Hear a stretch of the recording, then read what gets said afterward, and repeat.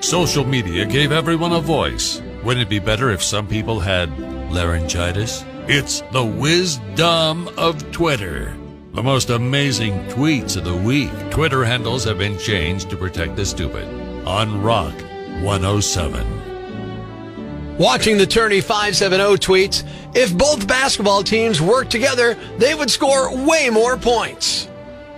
At Just Trying to Help says, they should move that deer crossing down on Route 11. It's a terrible place for them to cross. And it's like a big game of concentration writes, Egyptians speak hieroglyphics, duh. The wisdom of Twitter. Serious Questioner tweets, if a pregnant woman gives birth to two babies, one at 11:58 p.m. on December 31st and the second at 12:03 a.m. on January 1st, are they still twins? Twitter handle Simple Solution says, why don't homeless people just buy houses? At Scientific Mind 93 asks, y'all wonder if we're ever going to run out of gravity? The wisdom of Twitter. At I For The Obvious tweets, statistics show that teenage pregnancy drops significantly after the age of 20. At No Idea 96 asks, is pepperoni a meat or a vegetable? And finally, Star Guide writes, I effing love Pluto. I don't care if it's a planet, moon, or dwarf star. I'll always remember it as the planet. All the stereotypical camera shots. A bird in a tree. The walking bridge. And a rocky wall that says, The Masters on CBS. Breaking the news that's already broken. It's time for Prospector's Briefs on Rock 107. The Red Hot Chili Peppers got a Walk of Fame star. They're so happy the socks they sometimes wear on stage stiffened up. Major League Baseball umpires will now wear microphones to announce their calls, you know, like NFL referees, minus the part where the crowd's awake to hear it. Kanye West has pulled out of Coachella. Something else that won't be at Coachella? Deodorant. Making sure breaking news stays broken. Tune in tomorrow for Prospector's Briefs on Rock 107. Recently, I got a new car. Yeah, brand new. 11 miles on it when we took it off the lot. New car.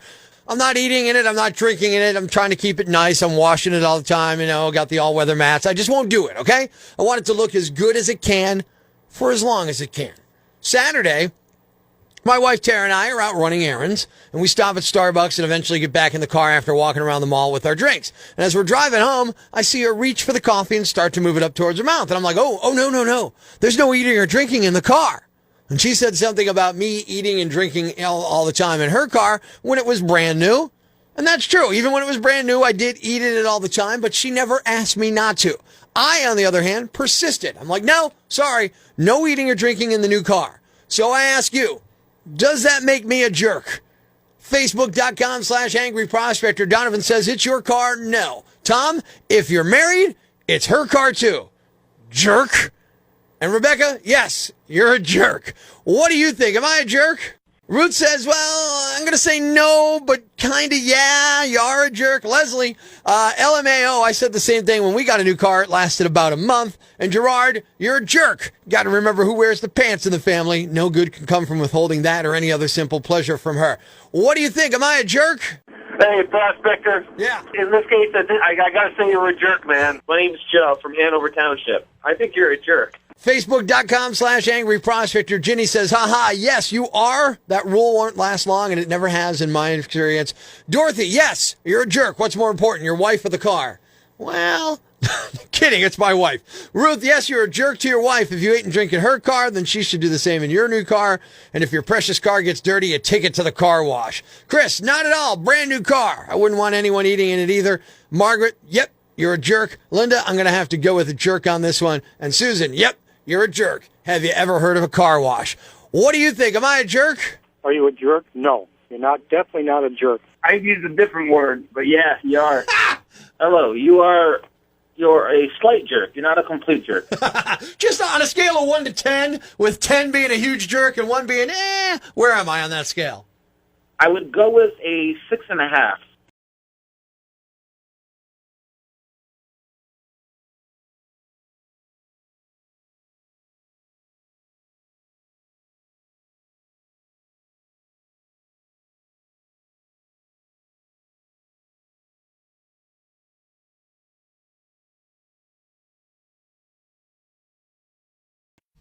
Life's pretty tough right now. There's plenty of bad news, but it's not all bad. It's time for the brighter side of Prospector on Rock 107. A pharmacist at a CVS store in North Carolina is in the news after giving a customer a kidney. Her name is Kathleen Kirkland, and it happened kind of by chance. A local pastor mentioned he was on a kidney transplant list, and she immediately offered to donate. He says he actually used to go to a different pharmacy, but he stopped into her CVS back in 2017 and was just amazed at how helpful she was. Little did he know just how helpful she'd end up being, right? After this, he says he's never switching pharmacies again. Thanks. We needed that. The brighter side of Prospector on Rock 107. It's time to have a little fun on the phones. Good morning. I'm Rock 107's Prospector. Got an email from a guy named Jesse who said, "Hey, Prospector, would love you to prank call my wife. Her name is Beth, and we have a daughter who goes to school. The daughter's name is Melissa. And Beth, of course, she's already thinking about the daughter's future, as any good parent would, but she might be a little obsessed about it. She's only 7. We send our kid to a private school. Maybe you could have some fun with that." So I reached out to Jesse, got the name of the school, and came up with an idea that the kid needs some social media presence. So we're going to call Beth and tell her that her kid needs to get an Instagram right now. It's another Prospector prank call. Hello? Hi, yeah, we're calling for Beth. Yes, this is she. Hello, this is Rick Wilson down at how you doing today? I'm good. How are you? I'm good, too. Listen, we're doing an audit on all the admission forms and had a red flag come up on Melissa's form. One of the entries you left blank. So do you have a second? Yeah, sure. Okay, what happened was I noticed you left her social media blank on her admission. So do you have social media tag for her so we can follow that? For my daughter or for myself? No, for her Instagram. No, she doesn't have an Instagram. She's only 7. Okay, and she doesn't have any social media accounts at all?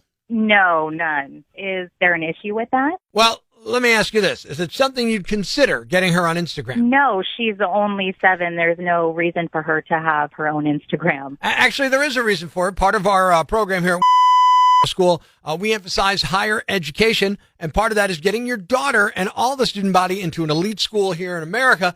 And those schools are looking for social media engagement. So to give all of our students a leg up, we require they keep a certain level of social media engagement. But in order for her to be a part of the student body, we're going to have to ask you to at least get her on Instagram and maybe start curating her account. I have never heard of anything like this before. It's right on the admissions form, and you left it blank. I hate to have to bring it to your attention, but you will have to do that, and I suggest you do it right away because we ask all our students to keep a high engagement. Well, I'm not getting her an Instagram account, so that's not going to happen. What are you going to do, kick her out of the school? Well, let me ask you this. What's your objection to having her have an account if she's not curated? No, she's only 7. There's weirdos out there. There's no. It's only going to help your daughter to have a leg up account against the rest of the student body. Even state schools are looking at that now. I have never heard of this. There is no way that she's getting an Instagram She has account. to have some kind of social media that we can show those universities. Look, we have a 100% college acceptance rate here at our school. This is absurd. Maybe this school isn't the school for us then, because there is no way that she is getting an Instagram. She doesn't need social media. There's no reason for her to have it. Do you have an Instagram account?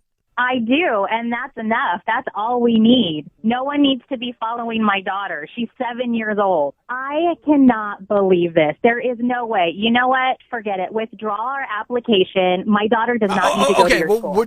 Why would you be? Listen to me. Hold on a second. You're willing to risk your daughter's entry? There is no way that colleges care about the Instagram account of a 7-year-old. Oh, they do. Absolutely. No. Oh, not only do they care about it. There is no way. Maybe when they're older, there is no way they care about it. Okay. What are you going to do when you try to get her into, let's say, Stanford, and they're going, wait, you have 5,000 followers? That's loser numbers. When all the other students will be in the hundreds of thousands of followers by then. They care about her grades and her extracurriculars. Oh, trust me, they do. Who does she follow? Who follows her? What collaborations has she done with major brands? Unbelievable. No, you know what? We're done. I do not need my daughter going to your school. So really? Okay. Good luck trying to get her to the good luck trying to get her to the university. She'll end up going to the University of Prosty or something like that. So good luck. All right. Well, thank you. Bye. One last thing, Beth. One last thing. What? It's not real. It's a prank call. It's what? A Prospector prank call. What? Oh my gosh! No, it's not real. Oh my it's gosh! not real. Oh! I was losing it over here. What weirdo wants a 7-year-old to have an Instagram account? It's Prospector. You're on Rock 107 right now. Your husband Jesse told us we could prank you. Oh my gosh. I was furious. Oh my God. What's a yam bag? A fool, an idiot, a blockhead, a dunce, or an ignoramus. You know, a dullard, simpleton, or a clot, nitwit, dipstick, pea-brain, mouth breather, or cretin. It's now time to announce the winner of Prospector's Yam Bag of the Day as decided by you at rock107.com. Here are the nominees. Nominee number 1. It's hard to believe that this wasn't an April Fool's Day joke. There's a city in Manitoba, Canada called Brandon, and last Thursday, March 31st, there was an attempted robbery at a store. A 27-year-old male suspect was in the process of stealing something when an employee confronted him. That's when the thief assaulted the employee with a Mr. Solid chocolate bunny. And then he ran out with the stolen merch. It's unclear if he took the chocolate bunny. The thief apparently whacked the employee pretty hard because the person sustained minor injuries. As far as I know, they're okay and they're fine, but still, cops were called. They caught the thief. The store got the stolen merchandise back. The police made sure to clarify in the report that this was not an April Fool's Day joke. They said while the weapon of choice may have been atypical, it does not change the fact that the retail employees face a daily challenge when dealing with theft. Suspects who steal can be unpredictable and violent, and they may use whatever weapon is available to them at the time. Nominee number 2. A 54-year-old man named Gregory Sorensen was pulled over and arrested for DUI in Florida late Friday night last week, and he was driving a very interesting vehicle. It was a student driver car with the decals on and everything, and the guy was apparently a driving instructor. He was alone in the car at the time of his arrest. Well, it was just him and the open pack of Natty Light in the back seat. He failed a field sobriety test. His blood alcohol content was nearly 3 times the legal limit in Florida. It's unclear what his arrest might mean for his future as a driving instructor. And the winner is... the driving instructor who was arrested for a DUI in his student driver vehicle with the stickers on it and everything. I guess this is a case of do as I say, not as I do. Here are the Yam Bag of the Day, and we'll move on to Friday's Yam Bag of the Week competition. Keep it here for all the nominees for Prospector's Yam Bag of the Day, weekday mornings on Rock 107. Thanks for listening to Prospector's Prime Cuts podcast. Be sure to catch us live weekdays from 5:30 to 10 a.m. on Rock 107 or online at rock107.com or the Rock 107 app, a free download for your Android or iPhone. Subscribe to the podcast on Apple Podcasts, Google Podcasts, Spotify, Stitcher Radio, or wherever you get your podcasts so you never miss Prospector's Prime Cuts.